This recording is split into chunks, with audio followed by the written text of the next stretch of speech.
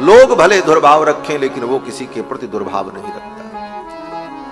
ये स्वभाव होता है भक्तों का। ध्रुव जी महाराज के मन में कोई दुर्भाव नहीं। माँ ने मुझे क्या कहा, क्या अनादर किया, उन बातों को ध्रुव जी भूल गए। और फिर ध्रुव जी महाराज जब आए तो ध्रुव जी ने 36,000 वर्ष राज्य किया है और 36,000 वर्ष राज्य करने के बाद अपना राज्य अपने पुत्र को देकर जंगल में तप करने चले गए। फिर इनके लिए दिव्य विमान आया। भगवान ने अपने पार्षदों को भेजा। विमान में बैठे हुए पार्षदों ने ध्रुव जी से कहा, आप चलो इस विमान में बैठो, आपके लिए हम विमान लेकर के आए। ध्रुव जी ने पूछा, आप कहां से आए हो? तो विमान में बैठे हुए उन पार्षदों ने कहा कि 5 वर्ष की अवस्था में आपने जिन भगवान श्री हरि की आराधना की थी, हम उनके सेवक हैं और उनकी आज्ञा से हम आपको लेने आए हुए। अब तो ध्रुव जी बड़े प्रसन्न हुए। उस विमान की परिक्रमा करके उस विमान में बैठने चले, तब तक एक देवता सामने प्रकट हो गए। ध्रुव जी ने पूछा, आप कौन हैं? उस देवता ने कहा, मृत्यु देवता हैं। अरे मृत्यु देवता, आपका क्या काम है यहां पर? मृत्यु देवता ने कहा, महाराज हमारा काम यहीं पर है, इस संसार में ही हम रहते हैं। और इस संसार से कोई व्यक्ति जाता है, चाहे स्वर्ग जाए, चाहे नरक जाए, चाहे ब्रह्मलोक जाए, वैकुंठ जाए, कहीं भी जाएगा तो बिना मरे नहीं जाएगा, मरना पड़ेगा। और हम मृत्यु देवता हैं, हम ही सबको मारते हैं। बिना मेरा स्पर्श किए कोई इस दुनिया से बाहर नहीं जा सकता। तो ध्रुव जी ने कहा, फिर आप क्या चाहते? मृत्यु देवता ने कहा, महाराज मैं तो आपका स्पर्श नहीं कर सकता क्योंकि आप भगवान के परम भक्त हैं। मैं आपका स्पर्श नहीं कर सकता, आपके ऊपर मेरा कोई अधिकार नहीं है। परंतु मृत्युलोक की एक मर्यादा है, बिना मृत्यु का स्पर्श किए कोई व्यक्ति इस दुनिया से बाहर नहीं जा सकता। तो भगवान की बनाई गई इस मर्यादा का पालन आपको भी करना चाहिए। आपको जो रुचिकर लगे आप वैसा आदेश करें। ध्रुव जी समझ गए और मृत्यु देवता मस्तक झुका करके बैठ गए।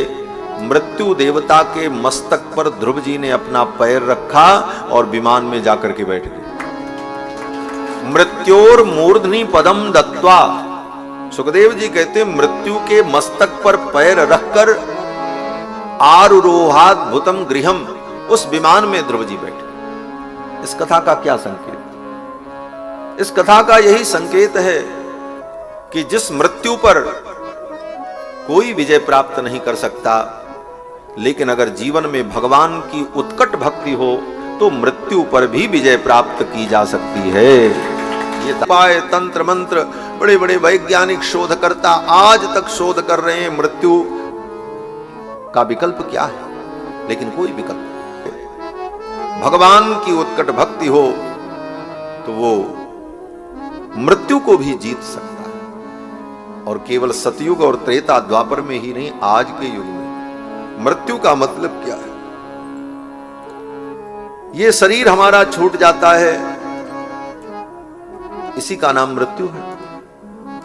और मृत्यु पर विजय का मतलब, बोले सशरीर हम भगवत धाम चले जाएं, यही मृत्यु पर विजय है। ध्रुव जी सशरीर विमान में बैठे और देवता उन्हें लेकर के चल पड़े। मृत्योर मूर्धनि पदम दत्वा आरुरोह गृहात्मकम।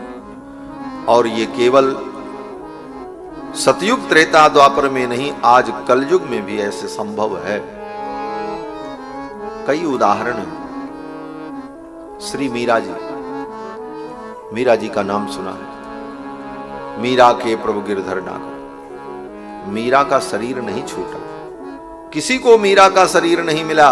मीरा जी आई और ठाकुर द्वारिकाधीश को देख करके दौड़ पड़ी और जाकर के उनके शरीर में लिपट गई। लोग दौड़े, तब तक मीरा जी गायब, भगवान में ही समा गई। उनका शरीर किसी को नहीं मिला। एक दो नहीं, ऐसे कितने भक्त हो गए।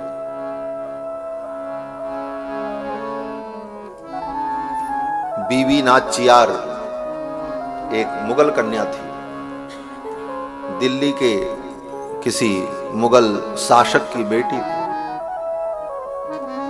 भगवान से बहुत प्रेम करती थी। संपत कुमार भगवान को गोद में लेकर के खिलाती थी। जब भगवान रामानुजाचार्य गए और संपत कुमार भगवान को लेकर के आए तो बीबी नाचियार जो मुगल शासक की बेटी थी उसने कहा इनके बिना मैं रह नहीं सकती,